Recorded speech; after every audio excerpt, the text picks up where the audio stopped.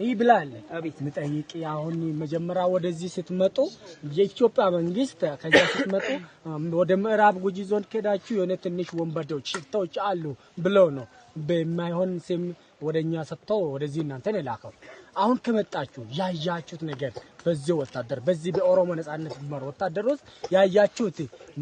ምን አይነት ልዩነት ነው ያያችሁት ካላችሁት እኔ ምናልባት ጥሩ ከጥያቄ አንፃር እኔ አሁን መጀመሪያ እንደተሰጠን አሸባሪ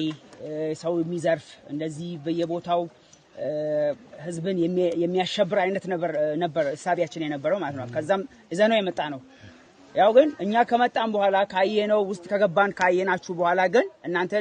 ለኦሮሞ ነጻነት እንደምትታገሉ ንጹህ ሰዎች እንደሆናችሁ ሌላ የተለየ ዓላማ እንደሌላችሁ ህዝብ የማሸበር ሳይሆን የራሳችሁ ዓላማ ይዛችሁ የምትንቀሳቀሱ እንደሆነ ስለተረዳሁኝ እኔ ከልብ እንትን የተሰማኝ ማለት ነው ምክንያቱም ያየሁትና የሰማሁት ነገር የተለየ ስለሆነ ማለት ነው